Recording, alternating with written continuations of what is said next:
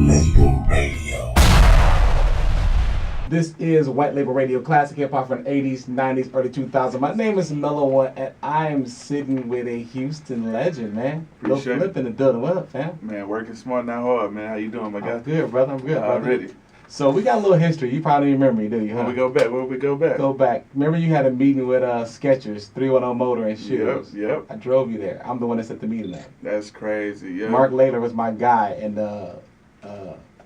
Swoop from San Diego. Man, I knew him. I talk about that meeting in my book. Do you really? Yeah, I talk about how my old lawyer messed it up. What happened? Because after I let him talk.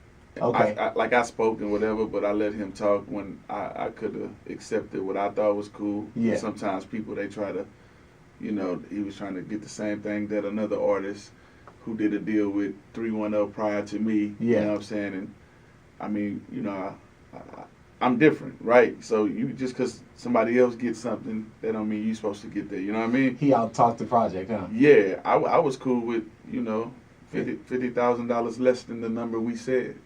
Because I'm a hustler. It's funny because I remember after coming from that meeting and talking, seeing Mark or whatever, I was like, what happened? Like, it just, he said, and that's what he said verbatim. He said, it just didn't match up. Right. That's what he said.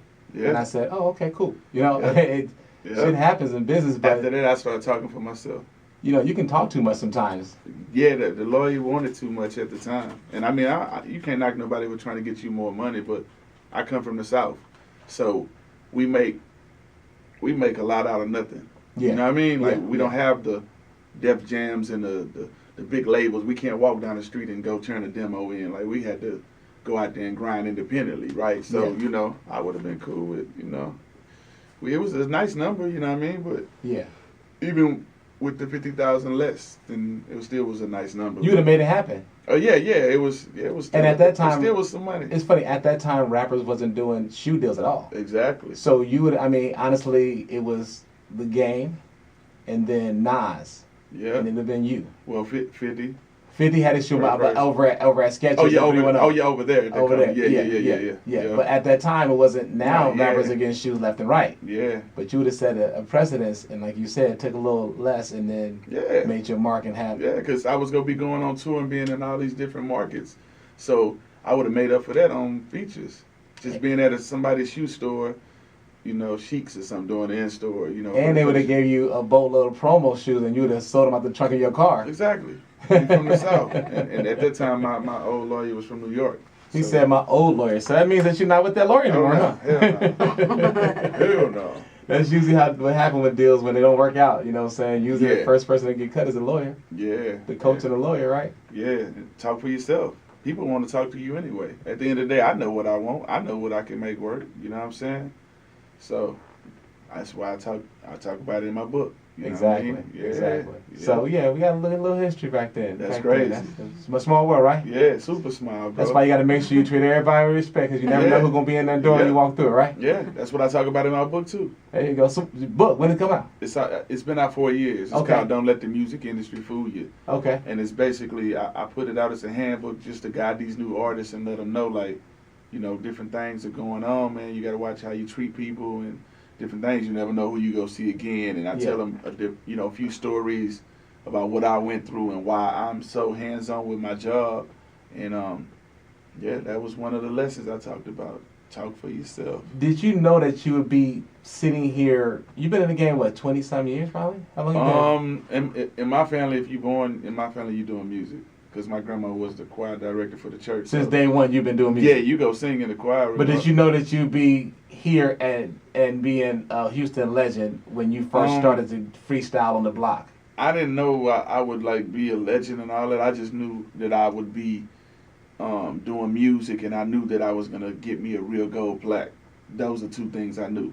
You said a real gold plaque? You had a fake one before? Yeah, because the record I did a record with my homie Cino from my neighborhood. We had a record called Diamonds in Your Face, and I pretty much took the wax and I spray painted it gold and I put it on my wall, right? And I was like, yeah, I'm going to get me a real one. And I put a real one up like probably 2 years after that.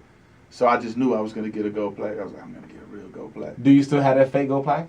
The fake one, nah, no. You know what? I don't know what happened to it because it was back when I was staying with my grandparents and stuff, and man, yeah, I don't know where it's at. Like every time I go into my old room, it's still the same or whatever, and I look on the wall, I'm like, damn, I wonder where that damn record is. But That's crazy. it was on the wall for a long time. I don't know. I'm gonna ask my grandpa what the hell happened to it. Gotta find it. That's history. Yeah, it is. That's history. So let's talk about the early days of Houston. Okay. What made you want to rap? Like rap. I know you did music in the choir or whatever. What made you want to rap? I was always rapping as well. I was always doing like battles, family reunion talent shows, Yeah.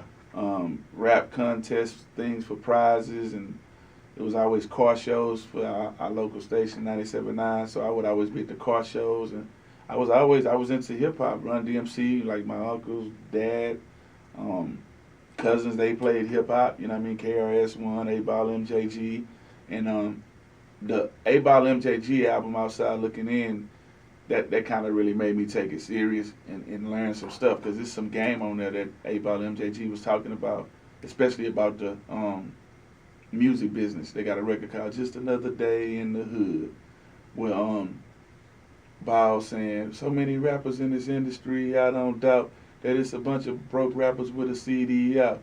See, it ain't new to me and MJG in Memphis trying to be a rapper, but rapping don't mean shit to Elvis Presley loving. Like, it's crazy. And then he said, plus I'm with a record label ganking me and fucking me. Nigga always promising me shit that I'll never see. Trick Buster always talking about we family, but behind my back he was snorting up my royalties. And he said, that's when me and MJG say, fuck that, pack 'em up, move 'em out straight down to Texas. Me and JG riding drop top Lexus.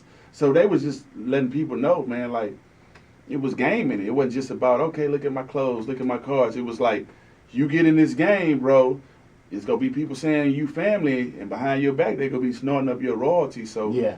you know, I grew up on the era where rappers had messages in their music, and at the same time, they had their fun records and, Of course, songs of like course. Lay It Down, and Did shit. did 8Ball and MJG make it more obtainable for you being from the South, saying, oh, they did it, now I know that it's a path for me? Because Run Right. DMC was East Coast, and most of the stuff was East Coast. Right. And they dressed a little different, they talked a little different, but when you Right. seen 8Ball and MJG, did that make it like, I can really do this? Yeah, 8Ball MJG, Ghetto Boys, Rap a Lot, Scarface, The Masterpiece, Tony Drapers, like, you know, we got to see them all the time. Yeah. So seeing them do it independently, moving all them records without a lot of radio play, without a lot of TV play, like, it was like, oh yeah, we can do it. We ain't got to be on TV all day to still ride around in Rolls Royces and have compounds and have boxers and stuff. So yeah, they made it attainable to see them Rolls Royces and them Yeah. pull up 100 deep. Yeah. Yeah, we do the same thing now. Did you always want to be independent? When you first came out, did you always want to be independent? Because I know that like Rap a Lot was the biggest thing out there. Tony Draper was doing the thing with Suave House. Did Right. you ever like try to get signed to one of those labels at the beginning? I always just thought I could do it on my own because I saw them do it. I'm a sponge, right? So I go around and I monitor what's going on. My family, they kind of, you know, told me, man, hey, you got 2 ears and 1 mouth for a reason, right? So I would be with the OGs and I wouldn't do too much talking. I would watch. I'll speak when it's, you know, it's time to speak when spoken to, or if I had something to say, but I just sit back and watch. Take my mental notes. I'm going to do this. Okay, I ain't going to do this. I'm going to do this. Okay, I'm going to do it this way. Okay, I'm going to utilize a little bit what I learned from this artist, and I'm going to put my own twist on it. So, yeah, I always knew I was going to be self-sufficient. Even when I signed my major deals, I still operated like I was independent. Can't nobody tell me who I'm going to work with. If I want to do a record with an artist, I'm going to do a record with an artist. I'm not waiting on no clearance. So you wanted control. Yeah. So when you signed, because you said major deal, you signed with Loud Records. What made you sign with Loud? Steve Rifkin. You know what I'm saying? Steve Rifkin, he brought Wu-Tang to the game and signed Big Pun and all them, and he believed in my movement. He saw a sound scan. He followed up. He came out to Houston and met with us, and you know, came to the neighborhood like just to see what we was about. You know, it was real. Like it wasn't like, okay, I'm